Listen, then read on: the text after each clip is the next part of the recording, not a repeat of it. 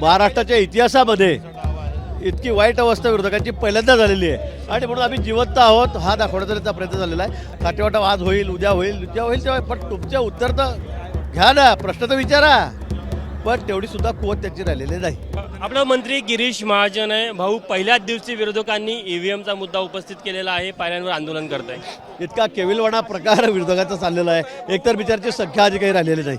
महाराष्ट्राच्या इतिहासामध्ये इतकी वाईट अवस्था विरोधकांची पहिल्यांदा झालेली आहे आणि म्हणून आम्ही जिवंत आहोत हा दाखवण्याचा त्याचा प्रयत्न झालेला आहे। लोकसभेला त्यांचे खासदार एवढे जास्त आले त्यावेळेला आम्ही म्हटलं का ईव्हीएम खराब आहे म्हणून, त्यावेळेला ईव्हीएम कसं गोड वाटलं, झारखंडमध्ये त्यांचं सरकार तेव्हा कसं वाटतं बरोबर आहे म्हणून, पंजाबमध्ये दिल्लीमध्ये ज्या ठिकाणी त्यांचं सरकार आलं त्या ठिकाणी ईव्हीएम चांगलं आहे आणि आता हारलेत, लोकांनी त्याला नाकारलेलं आहे, तर त्या सगळा दोष ईव्हीएमला द्यायचा, आमच्यावर द्यायचा।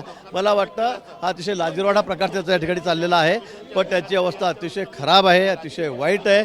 लोकांनी त्याला सपशेल नाकारलेला आहे। आता त्यांनी कितीही ते गोंधळ घातला तर लोकांचा विश्वास त्याच्यावर राहणार नाही। तुम्ही म्हणत आहे की केविलवाण्या प्रयत्न करत आहे, त्यांची जी अवस्था झाली आहे त्यांचं असं म्हणणं आहे की ते तुमच्यामुळे झाली, तुम्ही ईव्हीएम मध्ये घोड केला। मी तेच सांगतो आपल्याला, मी आणि तेच सांगितलं, मग लोकसभेला काय नाही म्हटलं त्यांनी ईव्हीएम खराब आहे म्हणून आमचे लोक जास्त निवडून आले म्हणून, त्यावेळेला गोड वाटलं का, त्यावेळेला बरं वाटलं।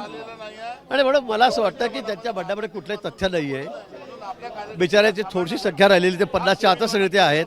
महाराष्ट्राच्या इतिहासात मी पुन्हा सांगेल पहिल्यांदा इतकी वाईट बिकट अवस्था याची झालेली आहे।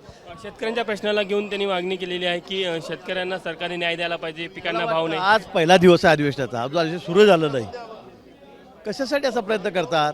विधानसभा चर्चा करण्यासाठी आहे, देवने बहिष्कार टाकायचा, बाहेर जायचं, चर्चा करा ना, सगळ्या प्रश्नावर चर्चा करा, आम्ही तयार आहोत, पण काहीतरी ते गोंधळ घालायचा आम्ही तुमच्याकडून माध्यमातून दाखवण्याचा प्रयत्न त्या ठिकाणी करतायत। खाते वाटप झाले नाही, आम्ही संबंधित विभागाला जर प्रश्न केला तर कोणत्या मंत्र्यांनी उत्तर द्यायचं असं त्यांनी प्रश्न तर विचारा, आमची तयारी आहे, आमचे मुख्यमंत्री आहेत, 2 उपमुख्यमंत्री आहेत, खातेवाटा आज होईल, उद्या होईल तेव्हा, पण तुमच्या उत्तर तर घ्या ना, प्रश्न तर विचारा, पण तेवढी सुद्धा कुवत त्याची राहिलेली नाही।